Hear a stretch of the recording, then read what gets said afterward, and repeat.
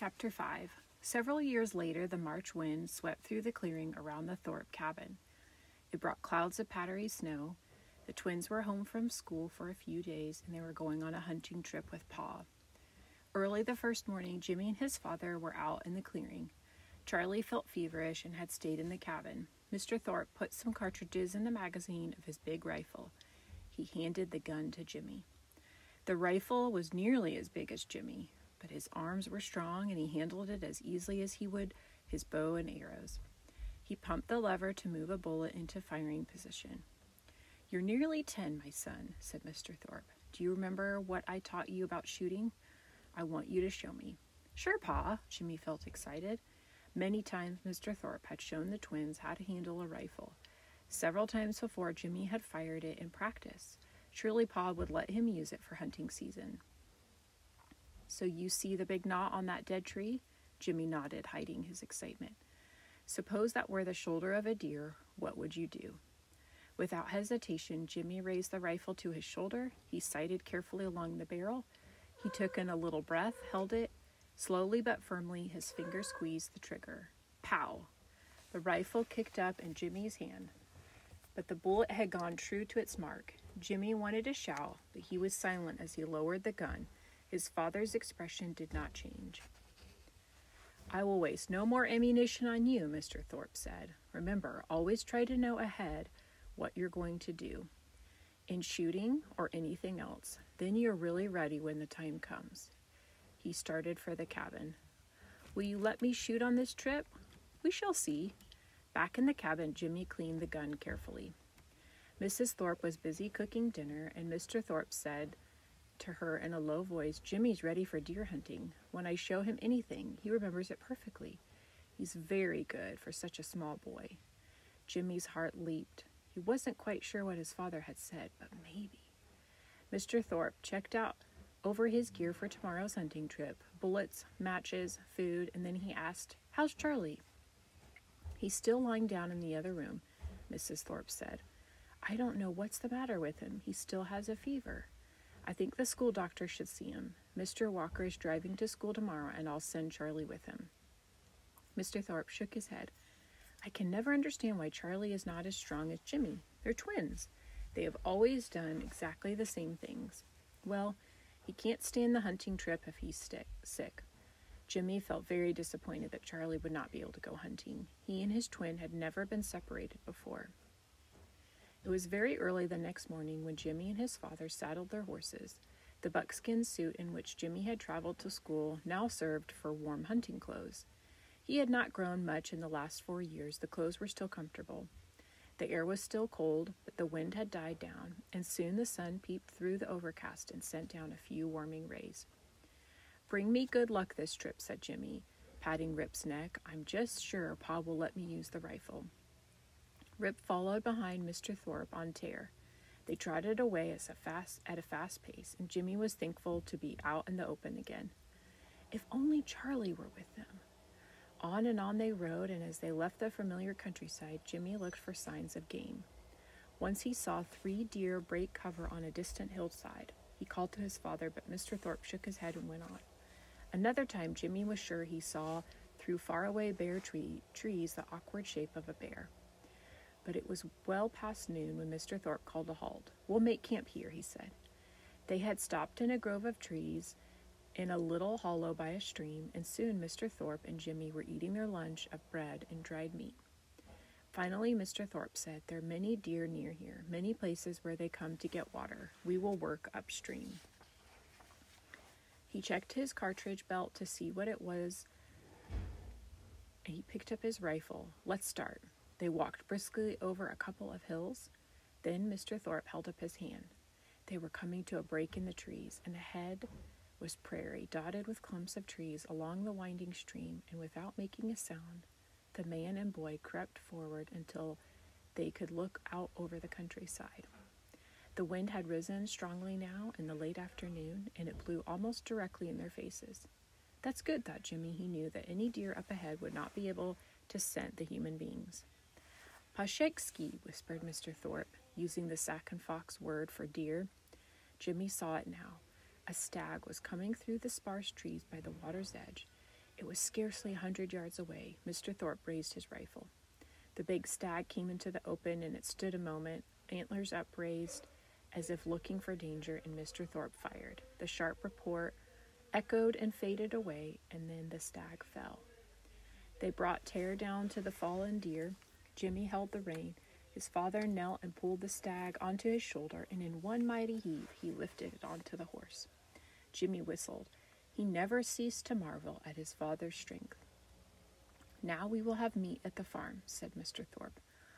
"Oh, a man must still be a good hunter. Then he doesn't have to eat his cattle, and he can sell them instead." It was growing dark as they returned to their camp, and over a fire Jimmy and his father stewed some of their dried meat for supper. Later, as the flames danced, Mr. Thorpe told of the old days when the Sac tribe lived up on the Mississippi River. In the whole Mississippi Valley, no tribe could bring in more beaver skins, more otter and raccoon and muskrat and mink, more wildcat and bear and deer. He also told of the days when he was a young man in Iowa. He told of the big summer buffalo hunts, when the tribesmen killed hundreds of big animals for their hides and meat. But too many settlers came to Iowa, he said. That's why I moved here to Oklahoma Indian Territory. Jimmy's eyes grew big as he listened, and he was still eager to hear more when his father said it was time for sleep.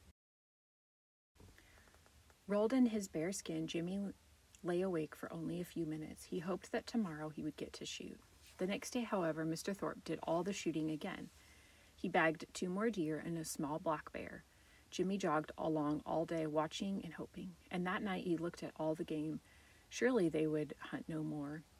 There was too much meat now for the horses to carry. Surely tomorrow they would have to start for home.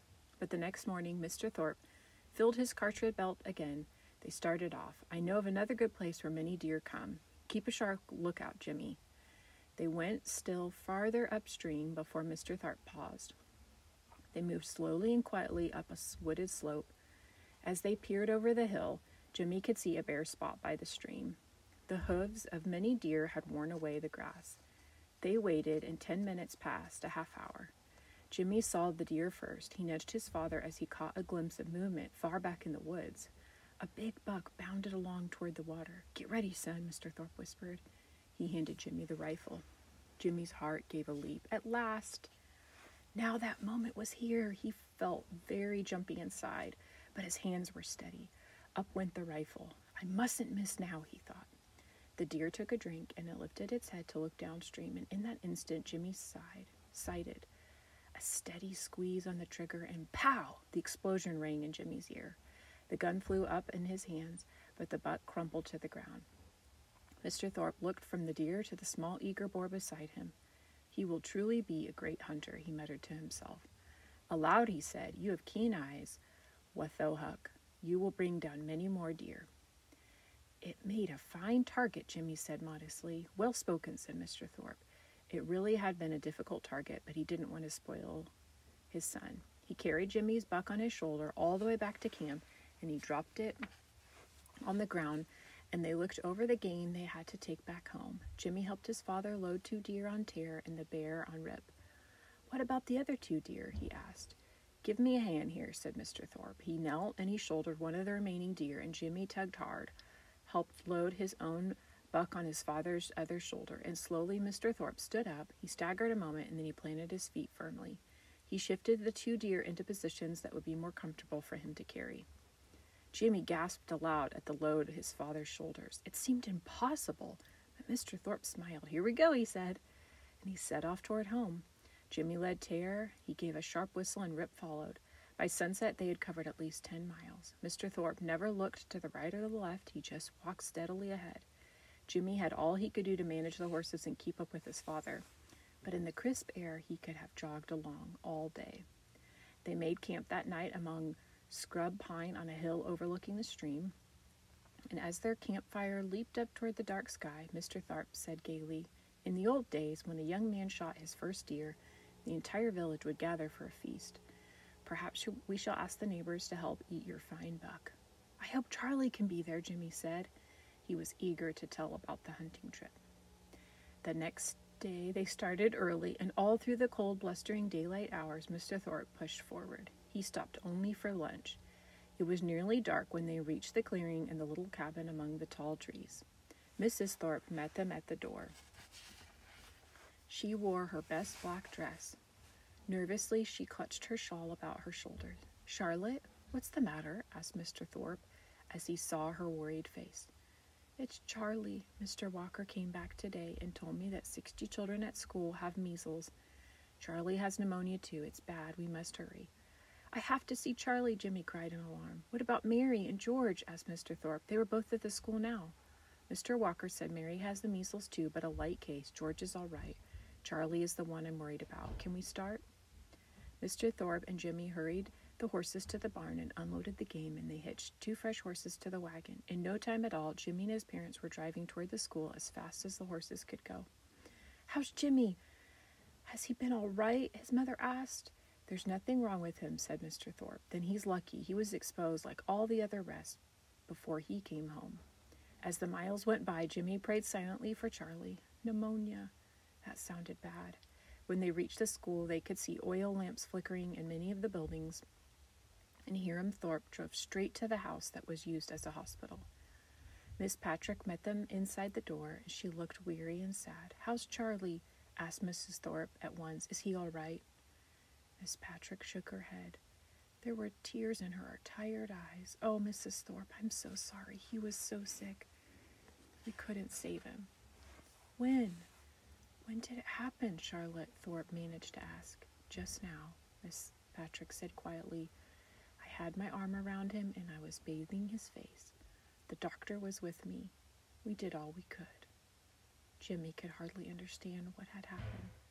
Charlie gone? He had never thought his twin might not get well. It was not time for Charlie to travel the long spirit road to his ancestors. Only when one full of years did one think of such things. How could there even be a bright path ahead if Charlie was not there?